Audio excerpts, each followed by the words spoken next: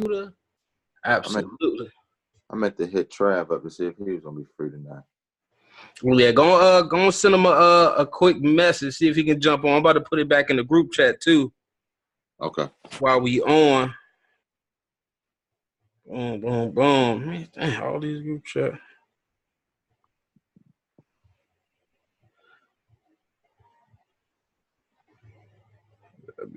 Project 1K.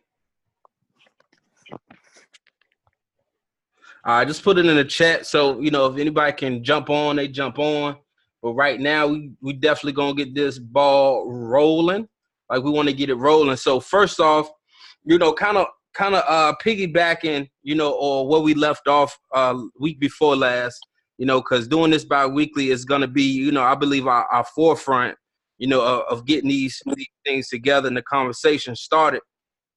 One thing I wanted to start the conversation with, as me, Justin, and Hellstock are talking right now about, is positive self-talk, right? Really about self-affirmations and kind of your faith or belief in the use of self-affirmations, and how does the self-talk really impact how we go about our day-to-day. So Hellstock, if you want to, start, right there for me. Okay, no doubt. I believe that positive self-talk is one of the most powerful things, whether anyone recognizes it or not. In order to, I know growing up, I was just having a segment with someone the other day. A lot of us wasn't told the power that's within us, the abilities that we have in us, how much our goals are attainable. So now, as men, as adults, whether we had that growing up or not, we have to understand it now. We can break those cycles. We can speak into ourselves. We can speak greatness into ourselves. We can speak positive affirmations into ourselves. And the nucleus, the circle of people that you're around, can also speak into you. And we can break those cycles now, and don't allow it to continue to go on to our offspring. So daily, whether you're literally just speaking it into yourself, or I have Post-its everywhere to let you know in the morning when you brush your teeth, have it on your mirror. Today will be an amazing day. Today I will accomplish something great. I will be the best I can be. When you read these, when you see them, they automatically go into your spirit. Speaking things to yourself in the mirror, it becomes a part of you. And it's just like any other habit that you build. If you do something consistently for 21 days, if you tell yourself that today I'm going to be amazing for 21 days, after a while, you won't even have to believe it. It'll just come out. You're just going to work to strive to be the best you can be, to achieve any goal that you put in front of you. And you won't take negativity for an answer. You won't take failure for an answer. So definitely, it's very important to speak those things into yourself as well as into others.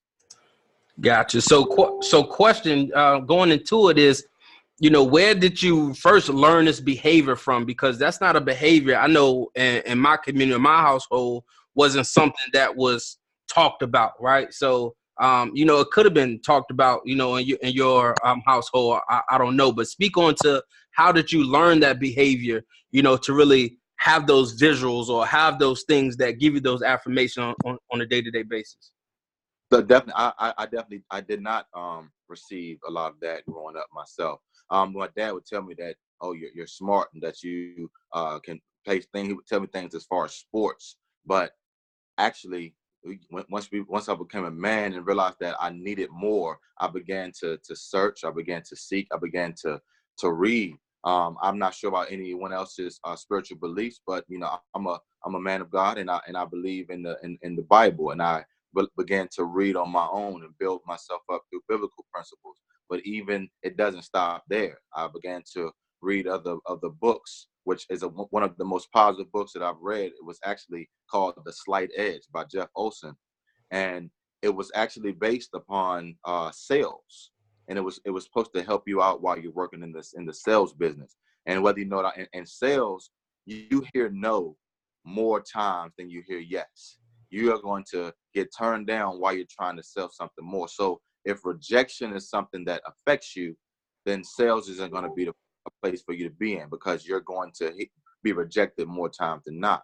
But what I learned through that process, I said, this isn't something that's needed for sales. This is something that's needed for life. Mm-hmm. A lot of us won't step out of our comfort zone because we're afraid of the unknown. We're afraid to fail. We're afraid that what we're going to do is not going to excel, or is not going to be received by other people. So a lot of these fears hold us captive. They hold us in place. So it takes you to really to do your own research, to do your own growing. And it's not an overnight process at all. But the more you seek, the more you ask, the more you knock, the more people that you interact with, the more that you see, okay, all right, I do need to hear more. You start recognizing that the household that I grew up in was a negative household. It was a household where not many people believed in themselves, and therefore they wasn't able to put belief into you.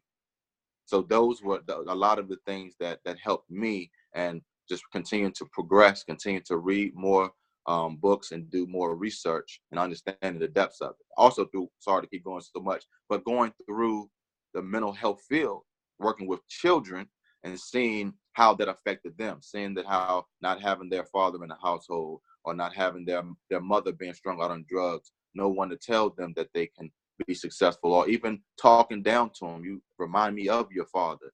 You're dumb. What's wrong with you? Why do you keep getting in trouble? And not teaching them these things. So I started to take it more upon myself to look into my past and figure out some of the deficits that I had. And that's where the growth began.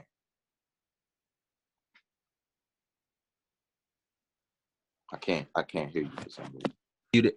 And Justin, real quick, now that, because I know your background a little bit, extensively as well, I want you to briefly talk about kind of the similar things.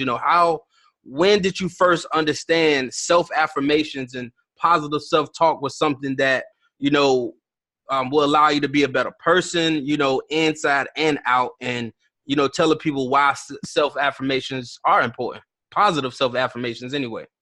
Mm-hmm.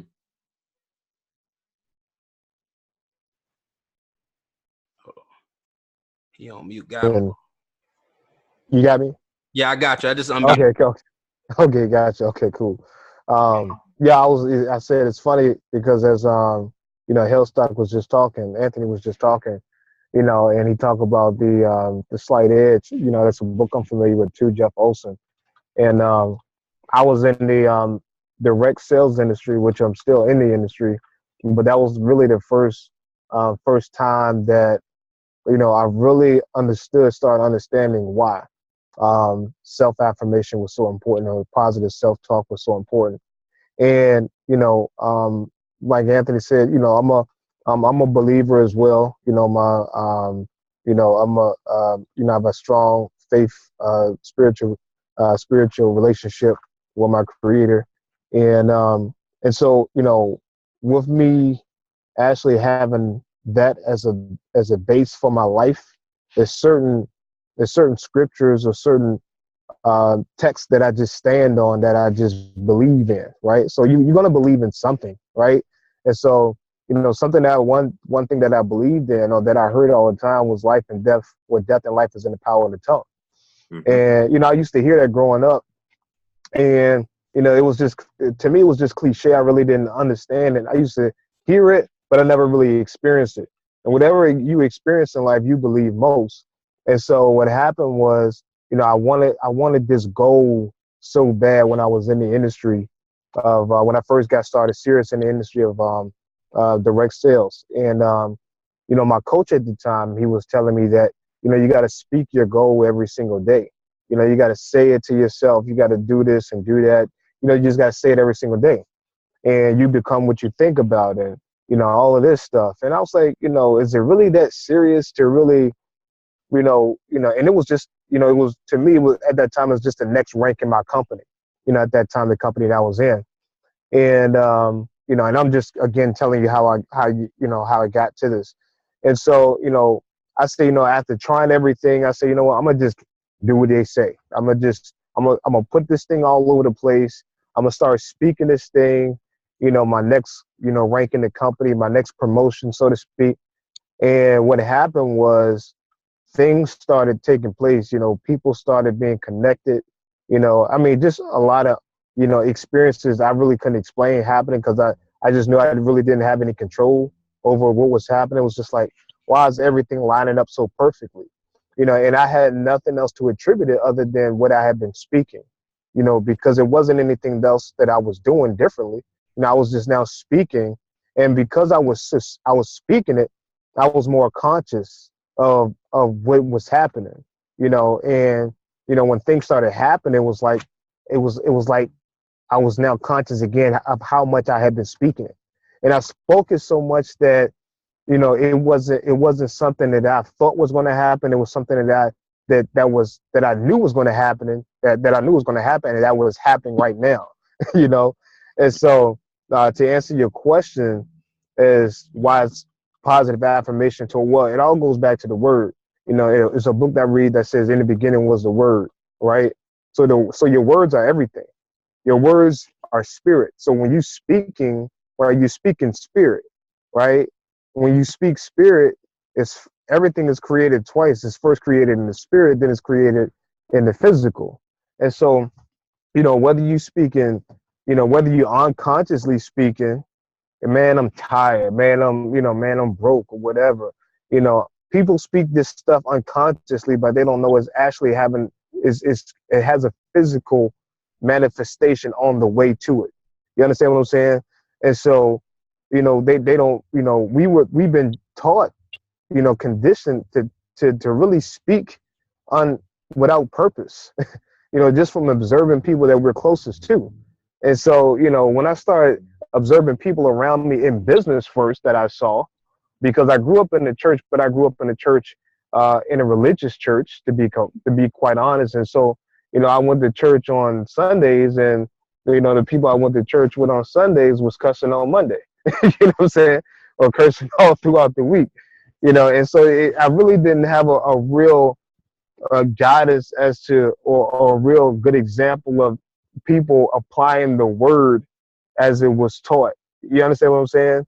Until I got in the industry of direct sales and network marketing, because people in this industry that were doing the thing, that was, making a lot of money, they were actually serious about the biblical principles, and that's all they were. They were just actually putting in the work. So, so that's really how I got, serious about affirmations, and I still use them to this day. Gotcha. And I appreciate that, because I remember once being, I guess, naive to situations and being like, man, I remember when I first wanted this specific car, right? And then I would think to myself, like, dang, I see this car every day now. Like, now I see millions of them, right? Because my thoughts, at that time, was specific to this type of car, this type of color. And I wanted to myself at one point, I'm like, I wonder why, why does that happen? And when I actually got introduced to self-development is on, and again, Justin, like I said, that was through you, through some of your guidance, because I mean, I was, working, I was in a point where all I knew how to do was work hard, right? I didn't specifically care. What's up, Val, in the building? Make sure you got his mic on. Make sure your mic on, Trav. But facts, self-affirmations, it was just something like, because I remember coming into your house, Justin, and seeing it on the wall. Like, you wasn't just talking about it, you was doing it. I'm like, man, he got the, he got his picture up there, how he gonna look when he receive what he's looking for. And then I started listening to that Les Brown, because really my journey started, I want to say about 2.5 years ago. When I got into, entrepreneurship and direct sales also, and the financial, sector, of course, I'm just like, man, I want these things to be successful. And what I had to do was deal with not only the negative energy around me, but the negative energy in me, and I think that goes into what I saw this quote, and I said it on my post, is that if there's no enemy within, the enemy outside can do us no harm. As Les Brown really broke down, because we are our own worst enemies. If we're at a point where, hey, I don't fear, death, to an extent, there's nothing against me that can stop me. I'm at a point now where I'm willing to somewhat die for the things that I want to get to. you know, of course. So Yeah. what's up, Trav? Hey, hold on real quick. What's up, Trav? What's goody, man? What's goody, man? We right now, bro, we just talking about self-affirmations, man. And the reason why, you know, having positive dialogue with yourself is so important because, like I said, we're technically our own worst enemies at times. So, I mean, I got to hear from, you know, Hellstar and my man JP already. So tell me, you know, why do you think positive self-talk and dialogue is important, you know, to self-development?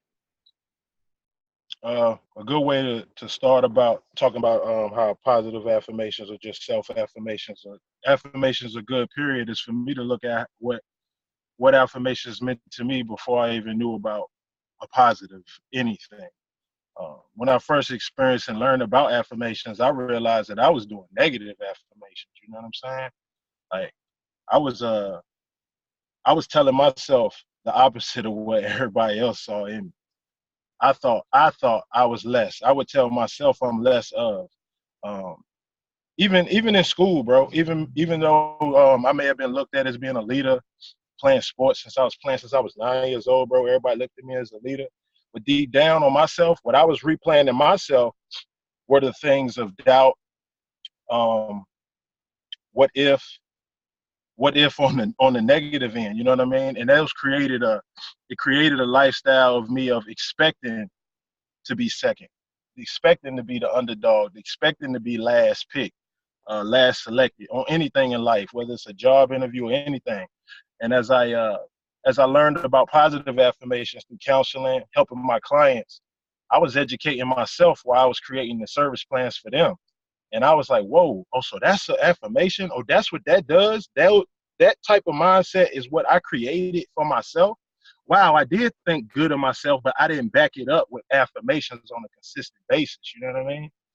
Some things that I wanted in life, they came to fruition, but not as I expected. But it was a lot because of the thought pattern, man. And self-affirmations, just to bring it back forward, that's so important, man, because what you tell yourself on a daily basis is what's going to perpetuate to come into existence, no matter where you come from, no matter where you're going, man. And so, yeah, that affirmations are like oxygen.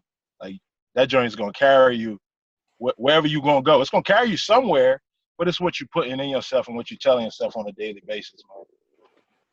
Absolutely, absolutely. Now, I appreciate you touching on that because you're right. You know, a lot of times, you know, I look at social media, right? Because we got access to social media, and a lot of times that's a lot of certain people ways to vent or to reach out or whatever it may be, you know. And what I want to do here, and I'm glad, you know, I can appreciate some good brothers like yourself coming to have this type of conversation, is really let people know that it's okay to be vulnerable. Because, you know, all of us up here right now, even though, you know, Justin, you went to Union, you know, it's cool or whatever, you know, it's okay. But we all up here are athletes, right? We've been in situations or been looked at as being, you know, tough guys, you know, and tough guys aren't really said, you know, tough guys don't cry. Tough guys don't get emotional. Tough guys don't get their feelings hurt, you know, or get heartbroken and different things like that. So, I mean, I think it's important that, you know, understanding oneself or understanding your inner you is key. But what I think is hard for a lot of people, you know, is how do you find that inner you?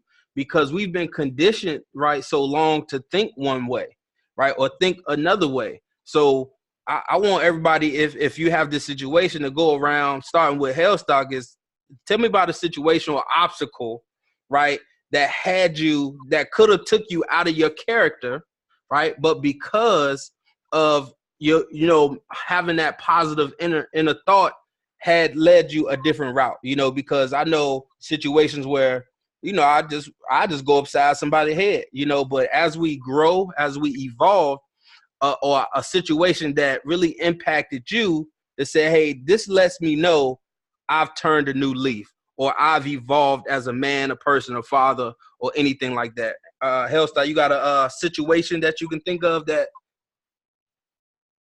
It's a few, and y'all can tell me if this is not hitting the nail, but I'll go back to heartbreak. when I went through my first relationship, and I had placed all these high expectations. This is my wife. This is who I'm going to be with. The only person that can ruin this situation is myself. And when I got my heart broken, well, and before that situation started to bring out a level of anger, a level of no self-control that I didn't know existed within me. It took me to a very, very, very scary level, to where in the end I found myself in a very, very like stalkerish type of situation. And I literally blacked out at one moment when I was in front of the door, and I rammed with my shoulder. I literally blacked out and I rammed the front door down of my ex's home. And before I recognized that what was going on, when I finally came to, the wood chips were everywhere. The lock was laying on the floor, and prayerfully, and I'm thankful that there was no one in the house. There was my ex-girl wasn't in the house, nor the individual that she was dealing with at the moment was in the house, because I felt like I may have done something that could have been irreversible. I may not be here talking to you all right now. And when I saw that level of rage, of anger, and being out of control come out of me, that was the moment then that I said, something has to change. And I didn't blame her. I didn't blame the guy. I didn't blame anyone else. I took a look at myself and said, what is it in me that's causing me to react in this manner? Because I could be locked up right now. It could have been somebody behind the door with a gun, thinking somebody breaking in that could have took my life. Anything like that could have happened. So my whole life flashed before my eyes at that moment. And that's when I knew I had to sort of grab a hold of myself and figure out what it is that I'm dealing with. And believe it or not, man, my best friend Travis right here on the phone with me. We've grown through so many things together, and it's great to have another positive black male to be able to call you sometimes, just say straight up, man, you're amazing. You're great.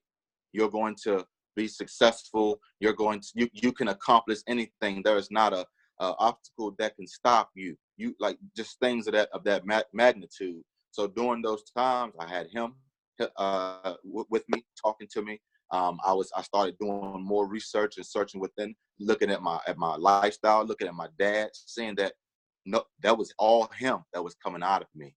So I realized that I wasn't even the man. I wasn't even who I am. I was who I had become.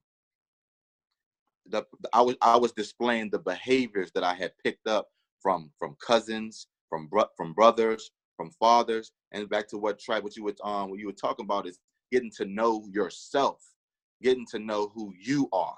Those people wasn't me. When I come around, I show love. I'm all about happiness. I'm joyous. That's who I am. So I had to learn to rid myself of the toxins, of the poison that had been put into me from other individuals, people that I was looking up to. And it took for me till I was an adult to recognize those people were hurt. Those people were dealing with issues, were dealing with struggles, were dealing with stress, anxiety, and depression.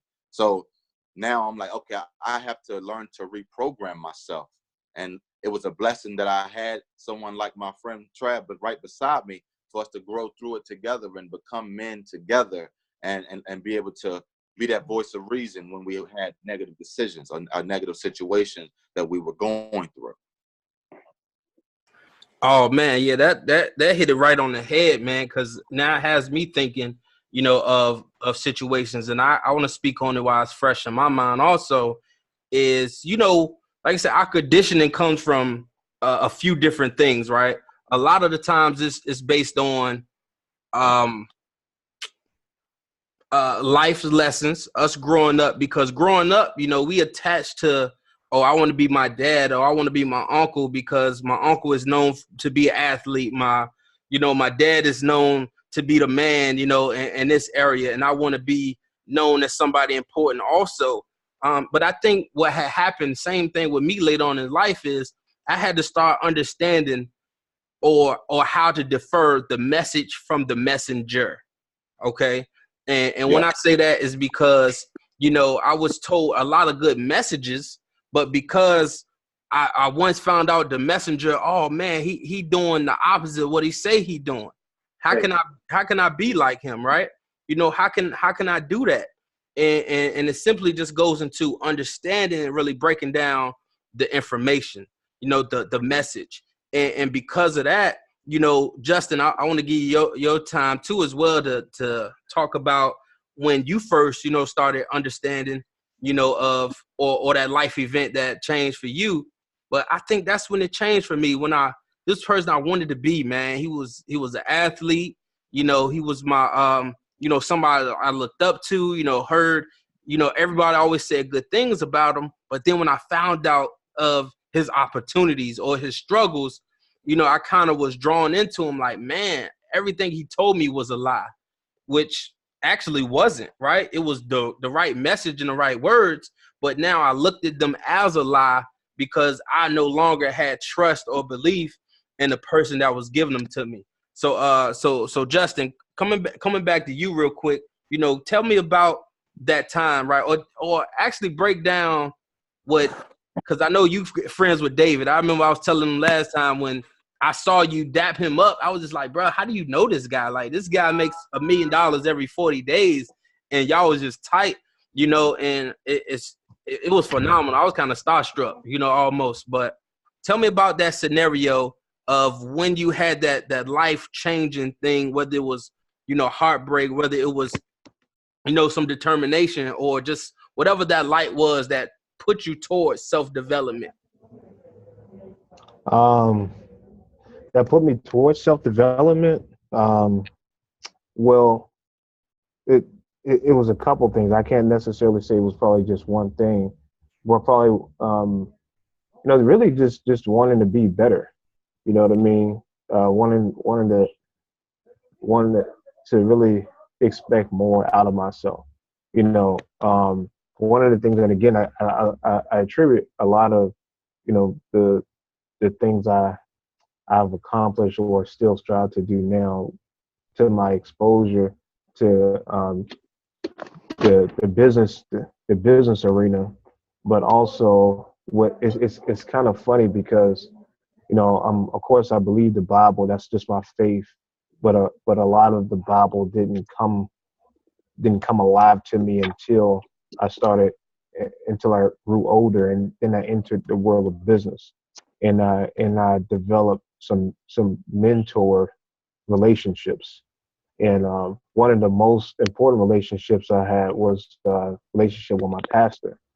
And you know, and what happened really, I'll tell you, you know, the thing that really challenged me and helped me seek personal self-development on another level was that, you know, like you said, it was, you know, I could have situations happen and the old Justin would be like, man, this is an easy fix. You know, somebody disrespect me. It's just what I do. I get with them. You understand what I'm saying? And so I was like, well, what's harder to do is to resist the urge to want to get with somebody. You understand what I'm saying? It's like, I mean, that to me, and I was looking for the challenge. I was looking to challenge myself. I'm like, man, I could fight anybody. You understand what I'm saying? I'm like, I can brawl, but the harder thing to do is to not brawl. You know, you follow what I'm saying? Hopefully that makes sense. And I'm like, man, I'm like, and I'm asking myself inside, I'm like, Justin, what makes you different than anybody else? You know, what makes you different than the next guy is your ability to be able to control yourself and not do what they would do, or not do with 95%. Because I always, you know, thought of myself as a 3%, right? Just somebody that did the opposite of the masses.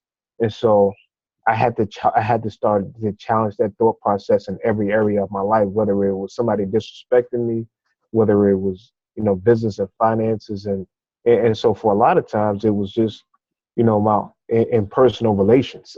You understand what I'm saying? And so I say, you know, I told myself, you know, because, you know, you can have an argument with somebody cut you off, you know, somebody brush up against you, you know what I'm saying? In the back of my mind, I'm like, you know, my old self is like, man, you gotta address that. You understand what I'm saying? You gotta let them know, like, you know, and I'm not telling you, you know, I'm a punk or nothing like that now. But what I'm saying is I had to challenge that whole process of my old mentality to be the person I used to be. You know what I'm saying? And so, that was an area of growth and personal self development. That that to be quite honest, I'm still elevating to. You know what I mean? I mean, I'm on a level where can't nobody control, you know, can control my happiness but me, or my dissatisfaction but me. Nobody can make me do anything I don't want to do. But at the same time, it's still another level, because it's personal self development or self growth is all about going to the next level. So you're really a lifelong student, and that's what I attribute, this whole industry to, is just becoming a student and becoming a lifelong student, because there's always another level. So hopefully that kind of answers your question. It was like really just challenging myself to be better than I was. If I look back a year from now and say, I'm still dealing with the same thing, still thinking the same way I thought last year, then, I got to get around some smarter people. I got to get around some better, I gotta get around a better circle to pull better information from. Yeah, and I'm glad you did that, because that's gonna segue into the question. So Val, right? A situation that, like, basically just what Justin was talking about. He talking about OQP, only quality people. Tell me about a time or situation where you realize the people around you matter, right? Whether it was a negative situation or positive situation. Because I think I've been in both, where I've seen the people around me impact me both negatively and positively. So tell me about a time, that you had the impact, whether good or bad, and how it pertains to kind of your evolution, even now, to where you're become as a husband, a man, a father, and a black man in society. Because a lot of times, if we don't run with our A1s from day ones no more, we seen a certain way, right? We seem to be, oh, he a sellout, or oh, he think he better than me now, or oh, you a goody two shoes or whatnot. Tell me, right? Go ahead. I'm gonna leave it at that. I'm gonna let you go ahead and finish it off then. Yeah, man, you fired off a couple of cylinders in my brain, and I hope my phone stay logged in. But man, you just hit something that kind of I feel like I'm able to come out and talk about. Uh, a lot similar to JP and Anthony, man. But it took. I'm just gonna keep it as plain as I see it. It took death and an opportunity for me to see how this can go real bad real quick. It took that for me to wake up and say, hold up, yo, my behavior, the way I walk, the way I talk, the way I carry myself, my facial expression, everything has caused me to get to this point. My voice tone, my body language, my hand gestures, and that all came from the first 15, 16 years of my life and who I was hanging with, man. I back it up. My senior year in high school, I was in a serious relationship with a girl who was maybe 2 years. No, actually, she was 1 year younger than me, because I graduated when I was 17. So technically, I was like 16, 17, senior year, and I was dating a girl who was like 15, about to be 16 herself. But she was in like the 10th grade, and I was in my senior year. And so I left for school, man. And when I left off of school, like you talk about, when you leave a group and the situations change, they treat you a little differently. That naturally occurred. When you leave and go off to school, you come back. I don't think I'm no better, you know what I'm saying? But I'm a little more confident than I used to be now. My chest is out a little. I'm walking a little taller. I'm smiling. I've changed because I went with my crew and people that I grew up with since I was in kindergarten. So I've picked up some qualities that some people may just not understand, look differently. And so all in all, man, I was in that relationship. And when I came home from that relationship, the drama get in. She's seeing this person. I'm seeing this person. People messing around while you at school, normal thing. So in all, I'm not going to get to the details, but it gets to a situation where I get into an argument over a female. You know what I mean? I'm home. I don't really know who hang with who, but I get into my argument with my guy. We get into a tussle. Anthony can vouch about it. We get into a physical altercation. it escalates. It goes from me fighting 3 dudes that try to jump me and I hold myself down to like 15 guys pulling out guns, want to jump me again in less than an hour from that first argument. Uh, it transitioned to me chilling, laying low, being smart for a couple weeks to me going to a party and a guy tried to evidently I'm giving 3 females a ride home. And evidently, I don't know the situation because I've been gone. I've been gone from school. I don't know who this girl dating. Evidently, she was dating some guy, and they get upset, and somebody try to swing at me like I'm in the car right here, swing in through the window. I duck back on it. He ain't hit me. I get out. Like bro JP said, I'm ready. I can fight all day. Let's scrap. Like I want to. Technically, do you know what I've been through my entire life? Let's do it. So I'm out there fighting. I'm getting ready to fight. I just see bodies moving, but I'm squared up. Anything come up, I'm ready to spark. I hear my boy, matter of fact, I think I hear Jacourtney, cat who on my page I posted about boxing. He came to the party with me, and I think he said, I could hear him in the background like, Trav, yo, get out of there, man. They're going to try to jump you. And I just hear, pow, pow, pow. I don't know if it was directed at me, in the air, what. But that 439 came out of me, fam, and I hauled ass. My homeboy Ron, he grabbed my mom's car for me, and he drove that joint up for me. I hopped in the car, rode out with him. But during that whole situation, that next summer when I went back to school, that's when I began to think about what do I say, how do I carry myself, the clothes I wear, sagging pants, the do-rag. You know what I mean? Everything started to really, I started to make an equation, you know what I mean? And was like, all right, I need to change some things. I need to hang with these certain people. I need to not hang around with these people. I still love all my cats that I grew up with and I used to talk to on the phone and MySpace and Yahoo Messenger. But I believe that it was just a disconnect from that situation. And that caused me to learn how to build myself up. And I didn't realize no development from that until maybe, man, that was 03, 04. We can go to 6 months ago. I just recognized the development, bro. Like, you're building momentum on all those changes and all those readings from spirituality to religion, just learning about myself, going back to my things that I enjoyed doing as a kid, like drawing, writing rhymes, playing video games, coloring with my kids, the basics. Those became my coping skills. Those were the things that I enjoyed doing and I could think about.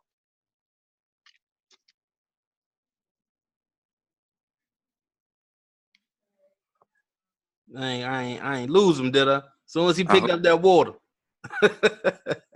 Yeah, his screen went black on me too. Yeah, his joint just froze on me, man. He might come back. I know he said his joint was in and out, but man, I mean, yeah, he's saying it. He's saying it all, you know, and he's definitely saying it all because, man, like, you know, Hellstock, you know, go ahead, man. I know I can't even find my tongue right now. Well, yeah, I mean, I was definitely with him in that situation, and it was definitely I got out of Dodge too. I called my brother like, look, I need to come back to Richmond today, as these cats are really out here. I don't know if y'all really know anything about Danville, but as of right now, sadly, we're like, it's been like over since the beginning of the year. It's been like 50 murders since the beginning of the year. So and you know, I know Travis probably already get to it, but his brother was murdered when he was 5 years old. So, you know, that cycle, those type of situations. So we all get hit those points in our lives where we finally wake up and we finally see that there's a change that needs to be made. Well, actually, unfortunately, some people never recognize that they need to change, and they continue to place the blame on family, place the blame on friends. And as long as you're placing the blame elsewhere, you'll never look within yourself and deal with the enemy that's within, what you were just talking about, what you were addressing. So all of that just comes back to the self-affirmations and getting to the point where you really, really start to grow and learn that a lot of what you took pride in, a lot of what you believed in, and a lot of what you were around and lived for was the very negativity that was bringing you into the hole or to the rut that we were all in. Absolutely, man. Because I remember it reminded me of a time at school. I mean, we was freshmen. I remember we was at this party. It was, man, me, of course, some of the freshman football cats, And I remember old boy from you know, I ain't gonna throw him out there, Tennessee, you know, and you know, he was live, you know, he was live, but that was our guy. He live, we live. It's whatever. You know, and then we had this house party, John. Next thing you know, boom, boom, boom. You know what I'm saying? And wood going off everywhere, and you know, cats in the house, you know, hollering. I knew at that point, I was like, you know what? I don't need to do this partying thing no more. It ain't that no more.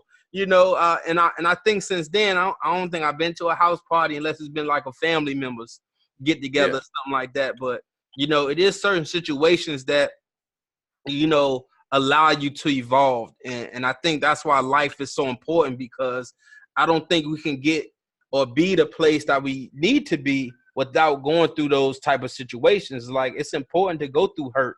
It's important to go through loss. It's important to go through happiness, because once you are able to, you know, feel or stay in control of your emotions, you kind of deal with everything in certain similarities, right? And what I mean by that is, you know, when you do have loss, you know, you're in a position to say, hey, how do I overcome this, right? Or if you're in a sense of winning, you know, how do I remain humble, right? Or bring other people along. And, you know, and I think just this journey, you know, of personal development and self-development and really researching and understanding yourself is key. You know what I'm saying? Oh, Trav came back and Jason came up. Come on, man. We double the trouble, man. Let's go. You know? But Val, I know you got cut off, you know, and bro, we was in that joint like, ooh. Crazy. I said, well, let me get back to the crib so I can, my car charger, that joint like glitches on me. And as soon as I hit 1%, she went out, man. But if you guys want, I can pick right up where I was, though. Yeah, please do. All right, well, what I was saying was I didn't see no development from me. I didn't see no benefits of me doing all that soul searching and trying to change the way I, you know, deprogram myself until maybe about 6 months ago. Now, I picked up like a second job, right? And I was doing transportation, the medical joint, right? And it was a situation that arose with the owner of the company. And I wasn't on that job. I do mental health skill building for my other part-time, you know what I mean? So I was with a client, and the client had to go on a trip for the outpatient therapy session that I had scheduled and set up for him. But we were out trying to get some information about his deed and his housing, and his appointment was like 3:45, and he had to get picked up by 3. So we on the way back to his house. In transition to his house, the transportation company that I work for part-time, I referred him to him so that they could pick up that trip, right? So they picked up the trip, and evidently they came to pick him up like 15 minutes earlier than his regular pickup time. So they were calling him. I was like, boom, let me talk to her, man. Let me tell her we on the way. We taking care of some business. So I'm trying to arrive to pick him up. Drop him off. And she like, you know, the owner keep calling. So I get on the phone. I'm like, I'm sorry, we on our way back though, and it ain't even 3 o'clock yet. He don't get picked up for another 8 minutes, but I'm 2 minutes away. She spazzed. Man, he late, and you late, he gonna be late for the appointment. I was like, wow, bro. Like, you know, you get that quick hot, you get hot real quick, you get sweaty, and you like, oh, I just want to curse you out right now. You're totally wrong. I'm really like, 8 times you're wrong. You know what I'm saying? But oh man, I stayed so calm and I was so proud of myself. But it hurt. I stayed it up and was like, "Are you okay?" Like, and I was so calm with it. But it took everything in me to remain calm enough to tell that person, "Are you okay?" Like, it's nothing wrong. I'm not late with this person. And they chewed me out. And I don't even want to repeat the words because it was real hurtful. You know what I'm saying? And it was coming from a female, and I don't argue with females, bro. So once I got off the phone with her and I got my client out the car, man, I cried, dog. Like I broke down crying because I wanted to fry her. You feel me? Mm-hmm. But I did better and I ate it up. It made me better, but boy, if that situation made me right there and cry and have to talk to my mom, like, yo, they just talked to me like I was a dog, and I wasn't even wrong, mom, but I ate it up, and I made them see they wrong ways, and they eventually apologized to me. But that joint let me see that you've done it, you've developed, you've gotten to a point where you're not gonna let what they say affect you, and you remaining calm, and you just asking, you're challenging their thought process, like.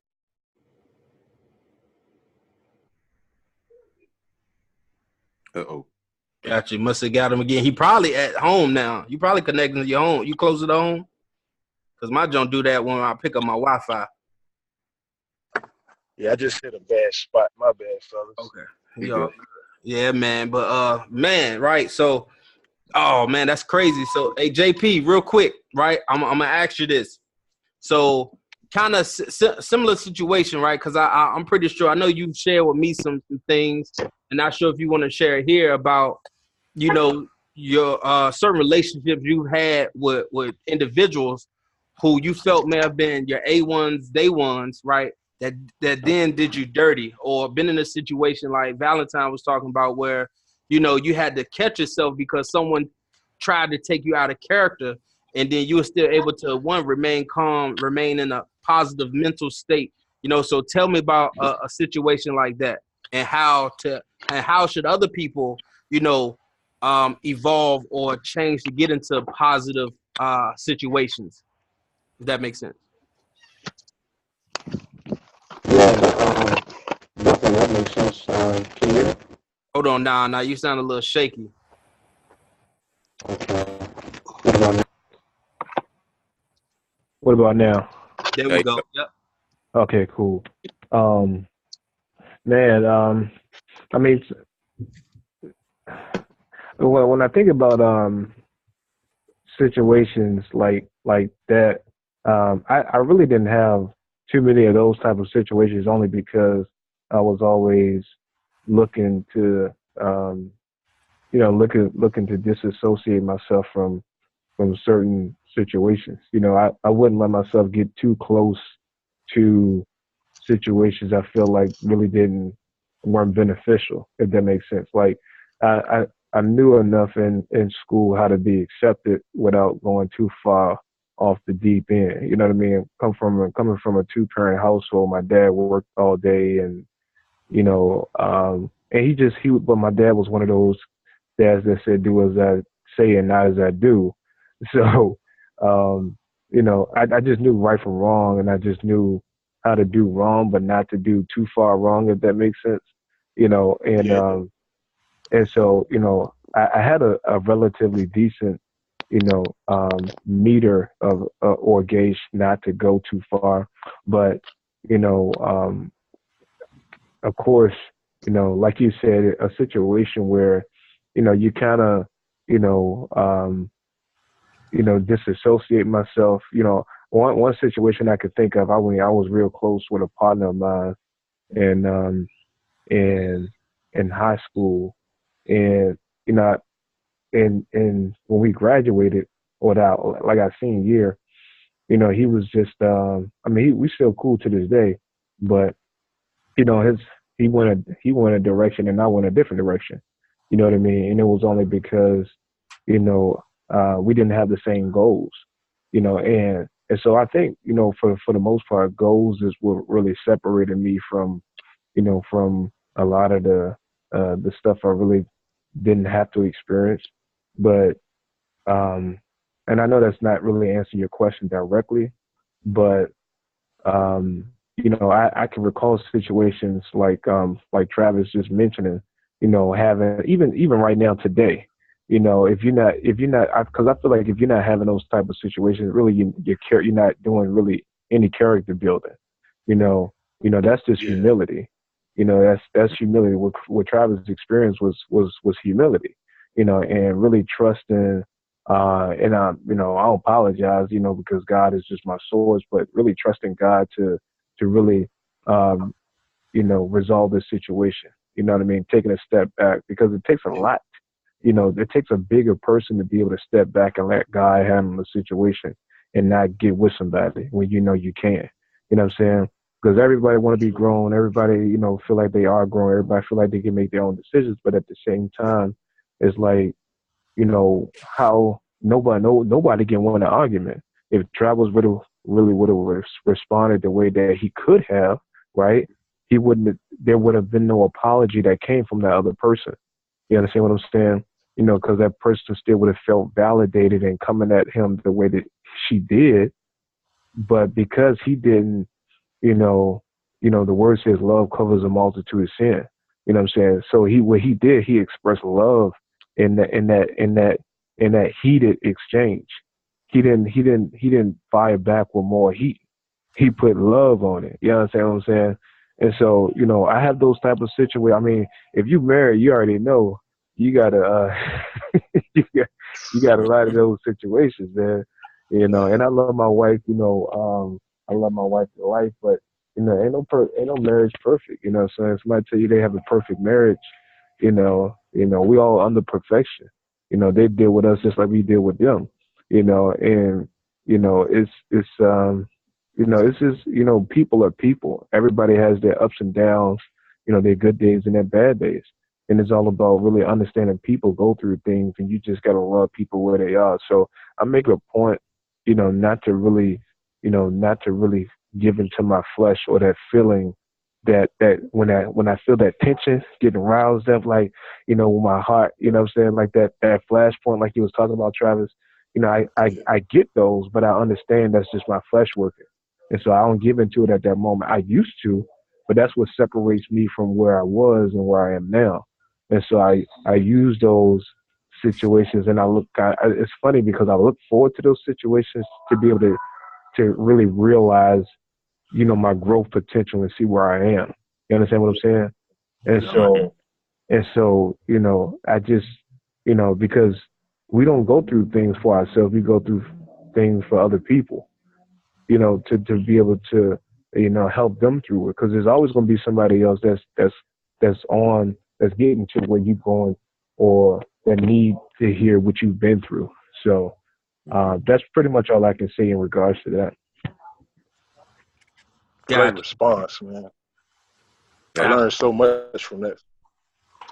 Absolutely. And I think, and that's just what these conversations are so about, is not only sharing, but also being able to learn. Because one thing I understand is, education is key, right? And not all education is in a college or university or a school, right?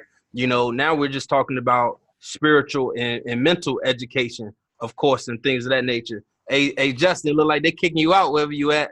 They're like kicking you out. But yeah, man, and man, this stuff is powerful. This stuff is inspirational. And what I do want us to do, is continue this thing, bi-weekly, so not next Sunday, but Sunday after next. Continue the conversation, because this is not only gonna help help a lot of people. As y'all can see, Project 1K is kind of the URL I use. I use that URL because my goal and the reason why I started my brand a few years ago is to, and even though it was specific to investing, it has to trade the trends of investing a trend, but no, it's also about trading the old trend for a new trend, right? Giving the hood up, right? Because if you can sell rocks, you can sell stocks.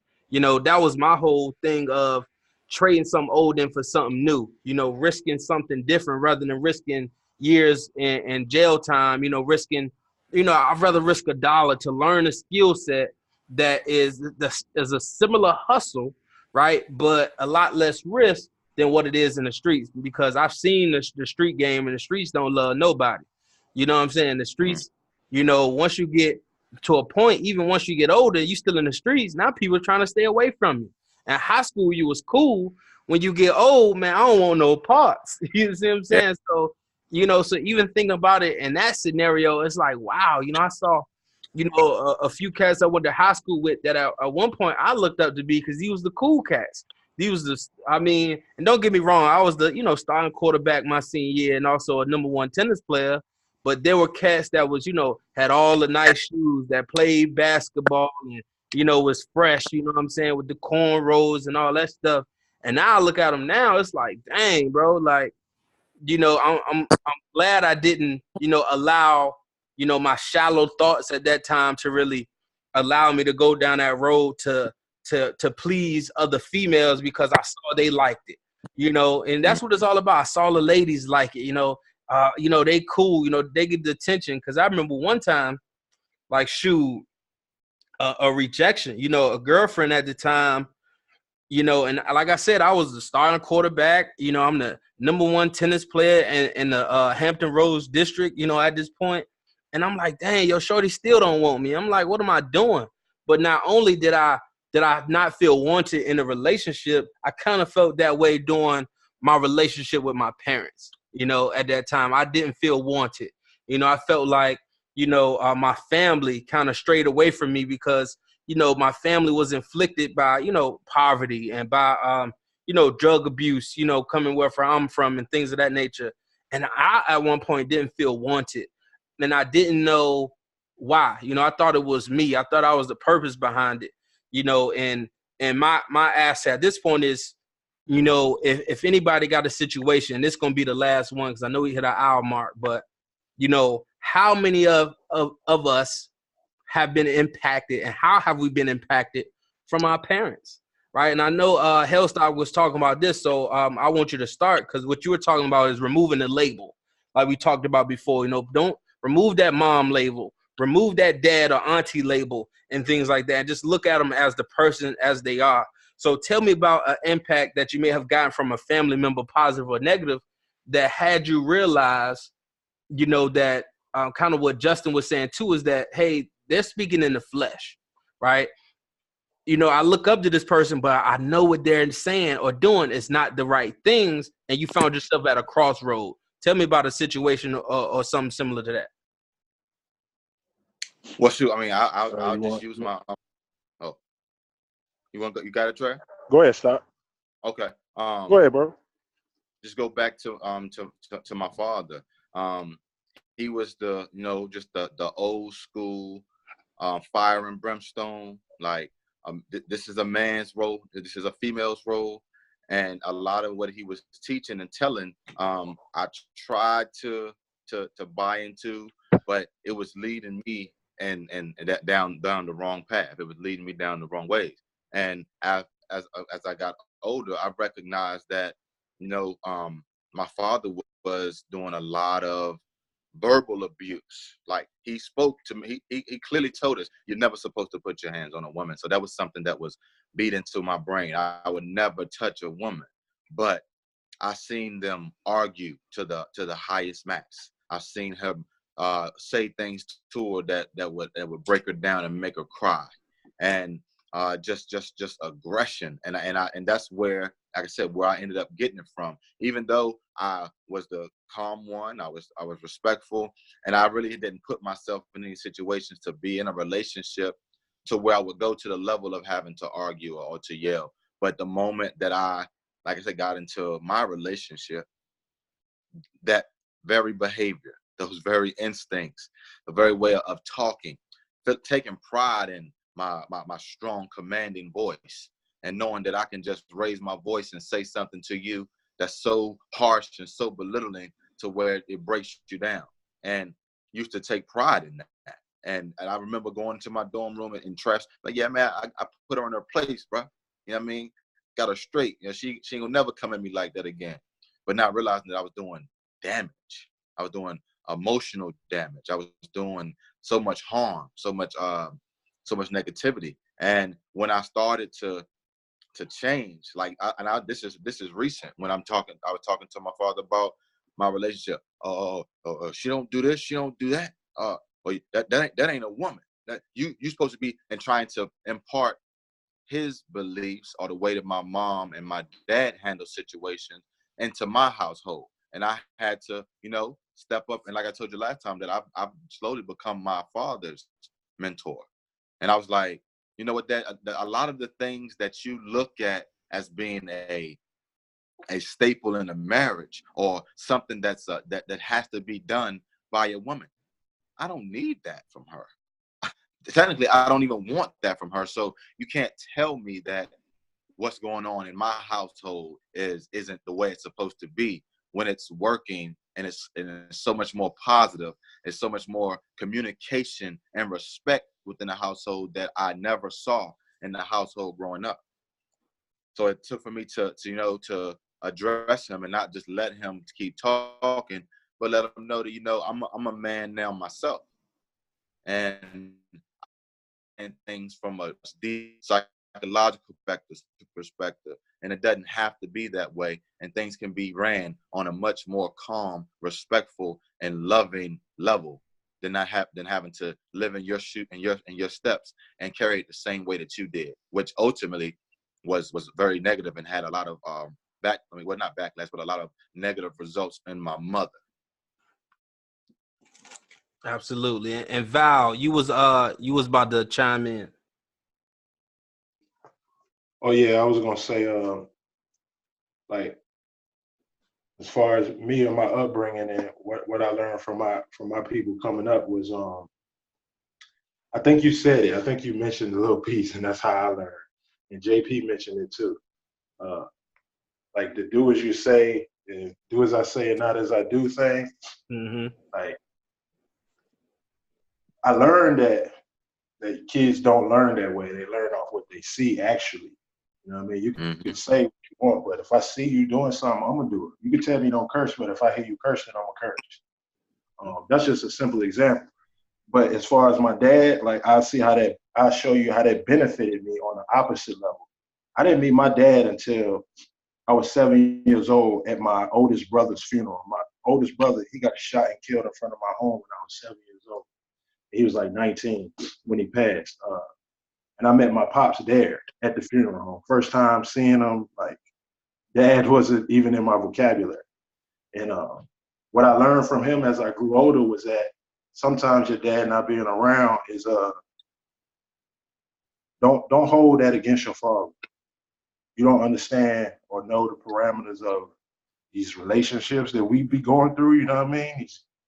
I don't know what my mom and my dad had going on. I don't know who did what his upbringing was, as you can see, because I didn't really know. So, you know what I mean? I done never fought him for that. So I just learned from the bad things that they did of what I shouldn't do. You know what I mean? My dad wasn't known as being this hardworking guy. He was the local handyman in the neighborhood who did stuff and was an addict. You know what I mean? So, I mean, that kind of steered me to, all right, I'm going to go to school. I'm going to play sports. I'm going to do the right thing. What mom showed me was, wow, you're a single parent mother who's been physically abused, verbally abused. I don't know if you've been sexually abused, but I know my mom, based off what I've learned about depression and mental illnesses, that she's been through a lot. Strong woman. Beautiful, but strong. She was able to show me what I should do, like kind of steer me in the right angle. And she sheltered me and she kept me from a lot of things. And what I learned from her was, it doesn't matter your situation or your circumstances or how you was presented. Don't look for excuses to feel sorry for yourself. Daddy won't there. I got to go to work. You don't see me but 3-4 hours a day. But make the best of it. You know what I mean? She taught me how to take that pain and use it for a positive thing. How to regurgitate that to better others. A lot of people see me and look at me and don't know none of the stories I've been through, bro. I keep it to myself. And a lot of times, like when we was younger, Stock, I have to advocate for me and speak on it because I was going through it and I wasn't out of it yet. You know what I mean? But that's what they taught me, that it don't matter your circumstances, where you come from. Like we see all these celebs, like Meek Mill come from the hood. His mother, parents was on drugs, daddy out in the street, him by himself. I can relate to that on a serious level. But I also can see that, it's not just something that people say that you can make it out of those situations. It doesn't always have to be a rapper or basketball player. You really can make it out of your situations if you just stay focused on what you want and not so attached to what others tell you is popping or what's going a good way. A lot of times it took sacrifices, me feeling isolated, me feeling like, dang, I can't go spend the night with everybody. But now as I look back, mother saw something in me that I didn't see within myself. And so what I learned from them, my parents, was don't judge nobody or their circumstances. Just make the best of yours. That's what they taught me. Even though I ain't know my pops, he taught me something by not even being there, fam. And I always appreciate him. When I used to go chill at my brother's house, they would be smoking or drinking or something. Like I could smoke and drink in front of them because there wasn't that authority there. But it also gave me the opportunity to treat him as I treat you, Trav, or I treat you, Stock, or I would treat any of these other cats on here. What's good? You know what I'm saying? What's up, Pop? Everything good? Give him my old clothes. I knew what it was, but I still gave him that respect. You feel me? Like, because I wouldn't be without that. And so, like he said, that humanitarian, humbling experience, my life was a lot of humbling. By me not reacting to him, it humbled me, man. And I'm thankful for all that, man. Real talk. Wow, that's impactful, man. And we talked about some impactful stuff today. And shoot, it's about 8:15 now, and I want to always keep the conversation going. So our group chat, of course, that we in. If you have any thoughts, any topics or any situations that come up, good or bad, and you feel the need to share it, put it in the chat. That could be a pickup conversation we can roll to. I really want to take this thing, to another level, to the point where, hopefully each time, we grow as a men, self-development program. I don't really know what I want to call us. I kind of did the MCM thing, men crushing mental health. But I mean, so many men and women out here that's going through the struggle, that's been through things that we've been through, probably even worse in certain situations, that made it out, that a lot of people need to hear from, and that could be going through it now and see the grass is possibly greener on that other side, because right now I don't see an ending. I don't see a way out. Shoot, I remember, my situation with my pops, I got into some trouble, in the mall, being reckless, being kids, taking stuff that we shouldn't have been taking, doing some reckless stuff and got hemmed up in the situation. And I'm staying with my pops and his new girlfriend at the time, and the situation got sticky. I kind of resented him for a little bit. Like I said, again, I'm in a position where I'm like, Dad, I actually tried to plead with my dad. I said, what else? What more do you want from me? I felt like Tyrese, y'all. You know what I'm saying? What more did you want from me? Like, I got a 3.0 GPA. Again, I'm the starting quarterback my senior year. I'm the #1 tennis player in the district. I'm actually in like honor society. Like, I'm doing everything, but I was always on punishment. Like, it was like, yo, what am I doing wrong? If I came home too early because I didn't feel good from school, I would be on punishment. I was like, what? Like, if I went to my grandmother's house without telling him, I would be on punishment. I'm like, yo, I was like, this can't be real, right? This can't be real right now. And I'm still looking to kind of sort of mend that relationship. It's gotten a lot better. A situation where I can talk to him. I'm actually seeing him evolve, because my dad is the youngest of all his brothers and sisters, so, but seeing him evolve, I still want to see him more. But I think the segue going into our conversation next week is, bro, I'm gonna be honest, bro, I think we all got daddy issues. You know what I'm saying? Like, I'm not saying that's the name of it, but whether being there or not being there, it taught us positives and negatives about being the men and the parents we are right now. So I want to keep y'all juices flowing on that. But if y'all got anything y'all want to address before I close it out, y'all know I'm recording this, so I'm going to record it, download it, probably be tomorrow, and I'll put it in the group chat for us so we can kind of reflect on our information. But if y'all got any closing remarks, please tell us. And just what you just hit the nail on, man, is breaking the curses. You said it's daddy issues. We all are starting new generations now. Like us, 3, 4, 5, or how many of it grow to. We can all communicate. We can all talk, and we can all put everything together as one. Because what each of us have gone through is very, very informal. It's very, very important, and it can be shared with everybody. And we can all literally come together. And I'm just saying, hypothetically speaking, if all of us have 4-year-olds or 5-year-olds and we're instilling in them everything that we received or didn't receive and things that we've learned that we've grown now, we are becoming generational curse breakers and bringing better and more prepared individuals into society, man. So that's the only thing I have to say. From what you just said, we are breaking change right now, man. And we're breaking the change in our lives, and we're about to create better offspring because of it. Absolutely, absolutely. I appreciate it. Val, you got anything? Close us out. I just appreciate the opportunity to just be here and to give my testimony, man, because I know, you know, they say in the world, it's at least 1 million people that look just like you, man. I hear a lot of people, remember when I made the post about all the celebrity folk, you know what I mean? So people were saying I look like Wood Harris and dude off Bird Box and all that. There are 1 million people that look like Travis, and there are 1 million people that have been through what Travis been through. There are 1 million people that want to do what Travis Jones, Anthony, JP, Jason. It's everybody out there. And by you telling that, you get ahead with helping people when you tell them how you went through what you went through, rather than me saying, yo, do A, B, C, and D. Because then that ego kicks in, the pride kicks in. But if you give people options and suggestions, odds are they'll make that good choice, you know what I mean? So I just want to encourage everybody to keep being transparent, keep being open, keep fighting through that public speaking demon, you know what I mean? I know that joint attacks everybody, hinders people. Don't be afraid to share your joint. I just want to give a big up to everybody for sharing stuff, because it takes a strong person to do that. Stock took a strong person for you to talk about some of the things you talked about today that only I know, and vice versa. I know you know off my stories, man, but I'm just thankful for everybody, JP, and I love y'all guys, man. Y'all help me, whether y'all know it or not.